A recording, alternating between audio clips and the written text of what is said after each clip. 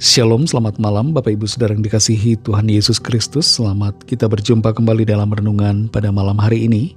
Kiranya saudara semua ada dalam keadaan yang baik, sehat, penuh sukacita, kuat dalam iman dan senantiasa berlimpah dengan berkat Tuhan.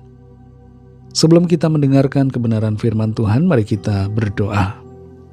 Kami bersyukur kepadamu Bapa oleh karena pimpinanmu di sepanjang hari ini. Engkau Tuhan yang maha baik. Tuhan Yesus kekasih jiwa kami, terima kasih untuk berkat-berkat dan kebaikan-Mu di sepanjang hari ini. Kembali saat ini kami mau mendengarkan sabda firman-Mu, urapilah kami supaya kami mengerti dan mentaati akan setiap kehendak-Mu. Dalam nama Tuhan Yesus kami berdoa, haleluya, amin. Saudara yang dikasih Tuhan, ayat firman Tuhan saat ini terdapat dalam surat Efesus pasal 4 ayat 26-27. Tertulis demikian, apabila kamu menjadi marah, janganlah kamu berbuat dosa. Janganlah matahari terbenam sebelum padam amarahmu. Dan janganlah beri kesempatan kepada iblis. Saudara yang dikasih Tuhan, ada cukup banyak survei yang menunjukkan adanya hubungan antara kemarahan dengan kualitas tidur. Misalnya saja sebuah survei dari Iowa State University di tahun 2016 menemukan bahwa ada hubungan langsung antara kemarahan dengan kualitas tidur. Orang yang menyimpan kemarahan sampai malam hari cenderung punya kualitas tidur yang buruk. Kemarahan itu meningkatkan detak jantung dan kadar kortisol, dan ini menyebabkan kondisi tidur menjadi sulit karena tubuh merasa harus bertempur, bukan beristirahat. Apa yang ada dalam ilmu pengetahuan, dalam sains, sebenarnya mengkonfirmasi apa yang Tuhan sudah nyatakan ribuan tahun yang lalu. Tuhan mau saudara dan saya dapat beristirahat dengan nyenyak. Dan itu sebabnya Tuhan mau kita membuang segala kemarahan dengan cara mengampuni. Kembali kita perhatikan Efesus 4 ayat 26-27.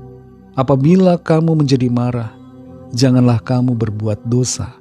Janganlah matahari terbenam sebelum padam amarahmu. Dan janganlah beri kesempatan kepada iblis. Kalau kita marah kepada seseorang, jangan sampai itu terbawa terus saudara dalam istirahat kita. Di sini dinyatakan sebelum matahari terbenam. Maksudnya adalah kita harus cepat-cepat membereskan semua kemarahan, kekesalan kita kepada orang lain yang membuat kita kesal dan marah. Bisa jadi itu anggota keluarga kita, mungkin itu pasangan hidup kita, atau orang tua, atau anak, atau mungkin orang di kantor, di tempat kerja membuat hati saudara kesal. Ampuni saudara, jangan biarkan itu terbawa-bawa terus dalam pikiran kita dan membuat kita menjadi rugi sendiri karena tubuh kita terganggu, jiwa kita juga tidak tenang. Jangan biarkan kemarahan itu menginap satu malam. Biarkan kedamaian Tuhan itu yang menginap dalam hati dan pikiran kita. Sementara kemarahan itu kita harus singkirkan jauh-jauh.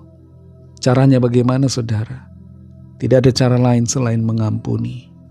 Tuhan mau saudara dan saya mengampuni.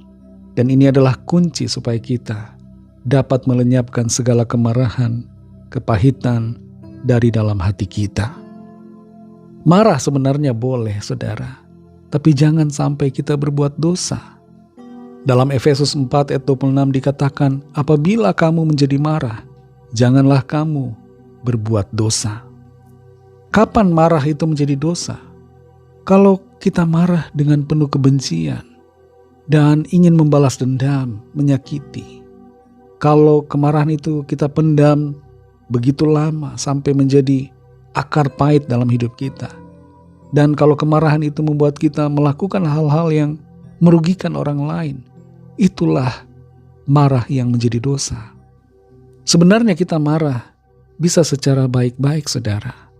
Marah dalam artian kita punya ketegasan, kita menunjukkan sikap tegas, teguran terhadap sesuatu yang salah. Inilah marah yang baik. Marah yang membangun, marah yang konstruktif. Bukan yang destruktif atau menghancurkan orang lain dan juga menghancurkan diri kita. Saudara yang dikasihi Tuhan, kalau ada di antara saudara yang saat ini masih marah dengan seseorang, mari buang jauh-jauh kemarahan itu. Ampuni orang yang telah berbuat salah kepada saudara, supaya saudara dapat tidur dengan tenang dan ada sukacita, damai sejahtera Tuhan.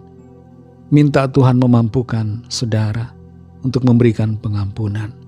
Kalau kita berserah, menyerahkan hati dan segala sesuatunya kepada Tuhan, kita pasti akan menerima pertolongan dari Tuhan untuk kita mampu memberikan pengampunan. Mari taati firman Tuhan dengan cara mengampuni. Ada kesembuhan ketika kita taat. Ada kesembuhan, ada damai sejahtera ketika kita mau memberikan pengampunan.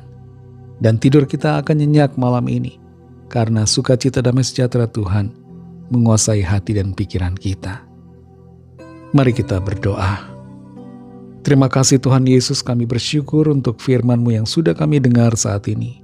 Mengingatkan kami untuk kami tidak menyimpan kemarahan, tapi melepaskan dan memberikan pengampunan kepada orang-orang yang berbuat salah, yang menyakiti, yang membuat kami kesal.